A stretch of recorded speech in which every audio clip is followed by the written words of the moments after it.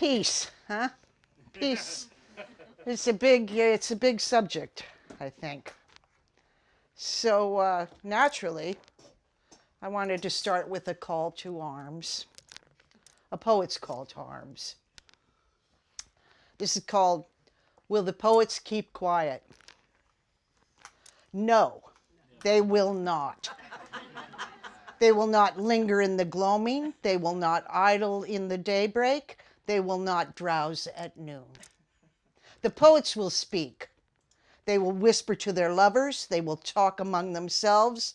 They will relate and orate and berate. Yes. They will traverse to converse and scramble to gabble. They will stop and chat about this and that. They will discuss what is old hat. They will rhyme and keep time. The poets will speak. They will scurry to the dais. They will lean upon the lectern. They will hold forth in the hall.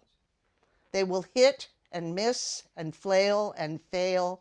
They will proclaim and declaim and defame and inflame.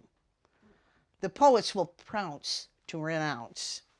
They will praise and amaze. They will search their souls for days. The poets will not keep quiet. The poets will speak. Woo!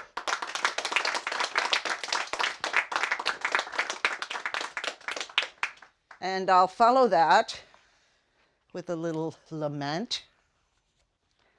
This was written in commemoration of the bicentennial of Walt Whitman's birth and in mourning for the loss of the American dream. I think some of you may recognize this rhythm and the poem that this is patterned after. It's called, "O Country, My Country." O country, my country, our peaceful days are done. The ship of state has gone aground. The prize will not be won. No port is near, no bells I hear. The people all are crying.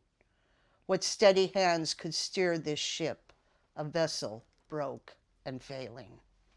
But oh, heart, heart, heart, oh, the crumbled wreck now bled, where in the mud a country lies, fallen cold and dead.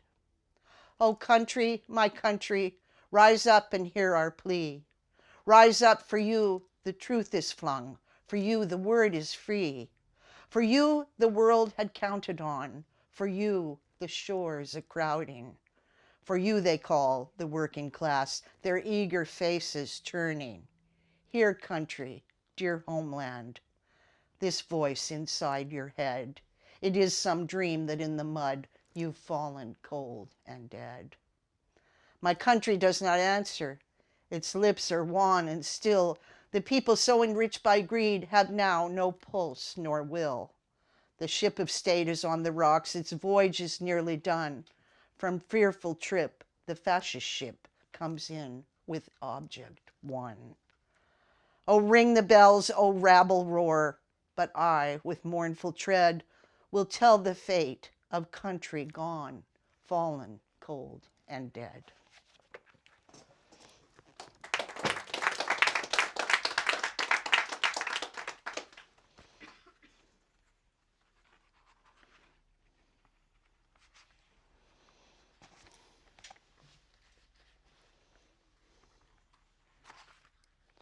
And so,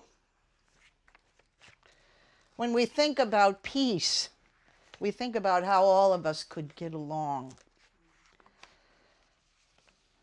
Sometimes that seems very far from what we hope, but here is a poem called Immigrants. The man next to you in the taqueria walked here from El Salvador. The manicurist down the block left Saigon when the Americans fled. The jeweler on Main Street came here from Palestine as a teenager. The gardener who tends your bed of roses is from Mexico. So is the chef in your favorite restaurant. And so is the guy who changes your oil, and the guy who washes your car, and so is your insurance agent. The dentist who looks after your teeth is from Iran. So is his wife who works in the office. And so is the optometrist who fits you with glasses. And the man who changes the battery in your watch. And so is his wife. The accountant who does your taxes every year is from Hong Kong. So is the woman in the dry cleaners. And so is the waiter in the Chinese restaurant. And the student in the public library. And so is his sister. The old woman who waves to you as you walk by her window is from somewhere else. So is the musician who plays his violin on the street corner. And so is the young woman selling scarves behind a counter. She is from somewhere else, and you are from somewhere else, and I am from somewhere else, and they are from somewhere else. We are all from somewhere else. And here we are, all together now in melting pot America. That was the dream, wasn't it?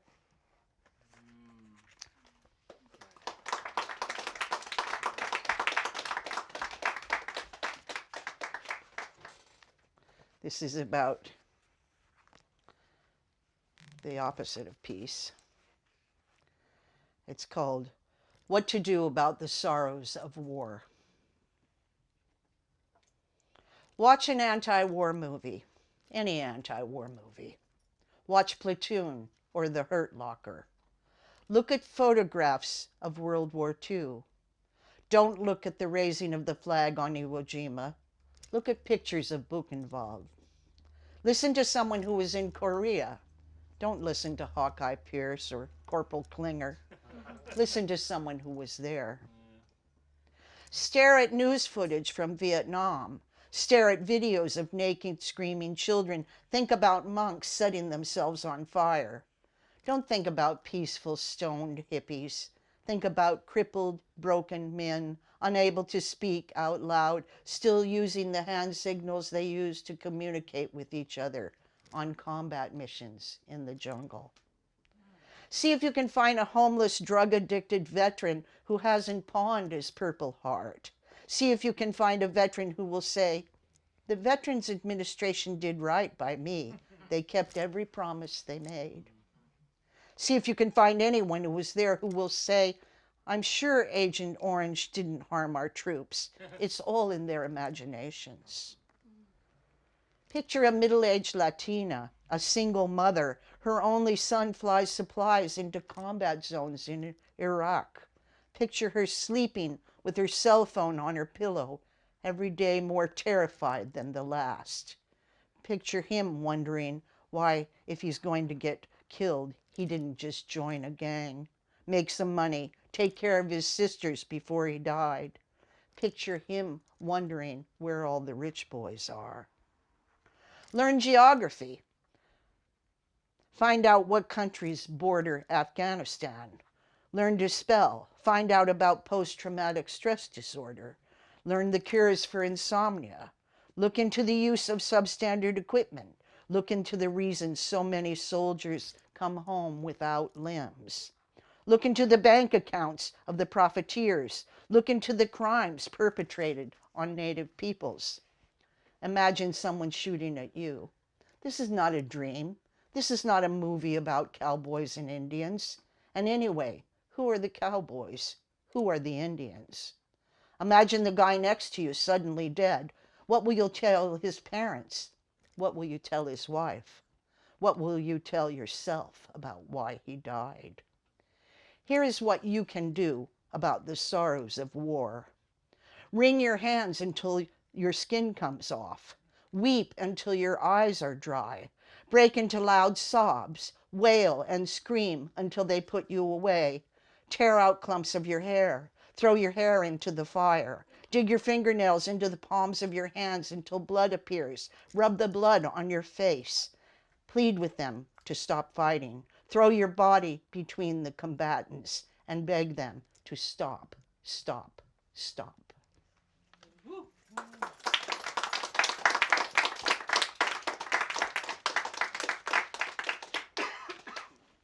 And to end with a fantasy of peace.